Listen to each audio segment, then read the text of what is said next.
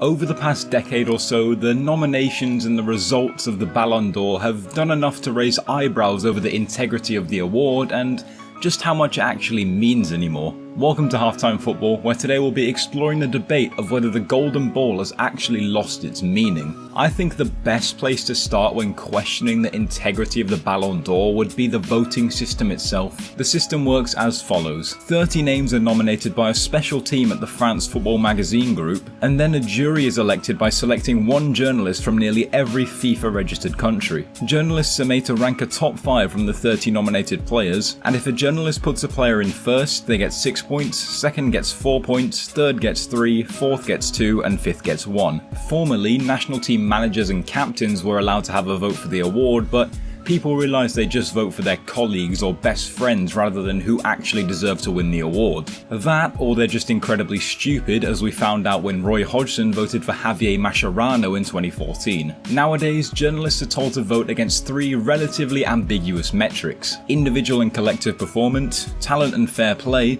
as well as the overall career of the player. The last one in particular makes the absolute least sense. Why would you vote for a yearly award based on a time period of more than a year? Also, for the first one, collective performance? Really? It's an individual award. There is no reason players like Jorginho should be anywhere near the top 3 of a Ballon d'Or. Anyway, I'll get into more notable discrepancies later, but for now, let's just take a look at some of the journalists associated with the award. You may be aware of one iconic case with the Sri Lankan representative Hafiz Marikar, who works for the Daily News. His votes up until 2019 began doing the rounds last year, and for very good reason. In 2019, when Leo Messi and Virgil van Dijk seemed to be battling it out for the title, Marikar decided to put Trent Alexander-Arnold in first, Pierre-Emerick Aubameyang in second, Antoine Griezmann in third, Robert Lewandowski in fourth, and finally Marc-Andre ter Stegen in fifth. In 2018, when Luka Modric, Cristiano Ronaldo and Leo Messi were almost certain to be the top 3, Marikar voted for Eden Hazard to win the top prize, had Roberto Firmino as his runner-up, Paul Pogba in third, his only logical choice in Cristiano Ronaldo in fourth, and finally Mr. Harry Kane to round off his ranking. His idiocy goes back even further to 2017 when he voted for Leonardo Bonucci to win it, but in general though I hope you get the point. Some of the journalists who are elected to that jury are hopelessly clueless. This also goes without mentioning the inherent biases that will inevitably exist, with for example the Egyptian official always choosing Mo Salah, or the Brazilian never choosing Leo Messi, or even the Serbian putting Dusan Tadic in his top 5 in 2019.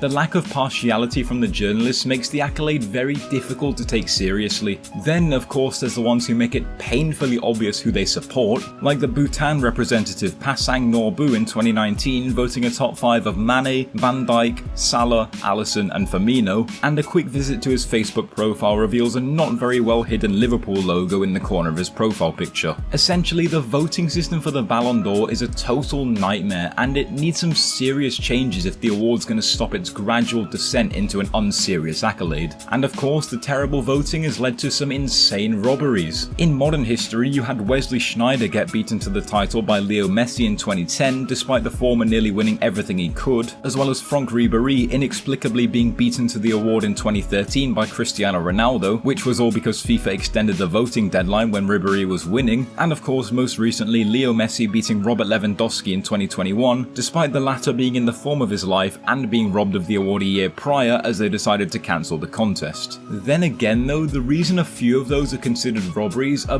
because of the way the voting system is set up. Why should those with better team performances be celebrated for an individual prize? Think about Luka Modric in 2018. Largely a passenger in a Champions League winning side and the captain of a side that lost a World Cup final, he was brilliant that year, don't get me wrong, but was he anywhere near Messi or Ronaldo? The same goes for Ribéry, once more individually excellent, but if Bayern didn't win the Champions League, would anyone really have cared that he didn't win it? Sneijder also had a bit of a purple patch year, and we can't forget about the fact that a young Messi was absolutely dazzling at the time. Then again, more recently, there were genuine shouts last year for Jorginho to win the Ballon d'Or, all because he scored a few penalties on his way to winning the Euros and the Champions League, and he actually came third. The whole logic of team performance doesn't make any sense because, well, titles are team achievements. Why should only one representative representative of a team be given all the flowers and praise? Why wasn't Emerson Palmieri in the running for the Golden Ball last year? He won the same amount as Jorginho. I hope you get my point. Team awards really should not be considered when voting for the best individual player of the year. That being said, another deep-rooted problem with the Ballon d'Or is the fact that it's a popularity contest now, and that even stems as far as the nominations. You can't tell me Simon Kjaer would have been nominated last year if he hadn't saved Christian Eriksen's life, and you can't tell me Sebastian Haller would have been nominated this year if he hadn't just been diagnosed with cancer. I take absolutely nothing away of the severity of those situations, of how horrible they are, but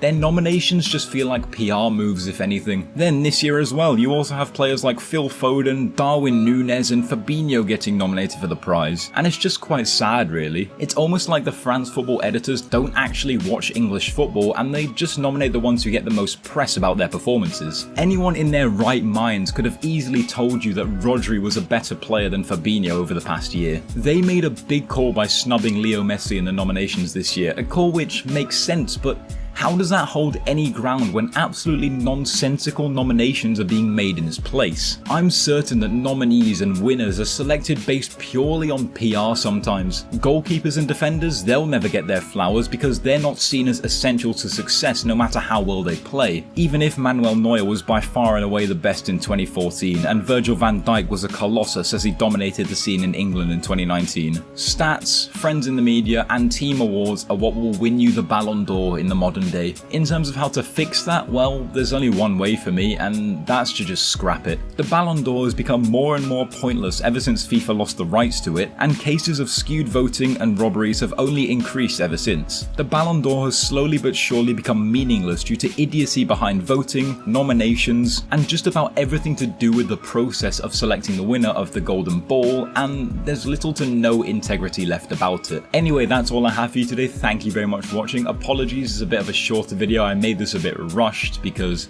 I've been working the past week and not really had much time to sit down and write a script. But anyway, if you did enjoy, please be sure to like and subscribe, and I'll see you next time.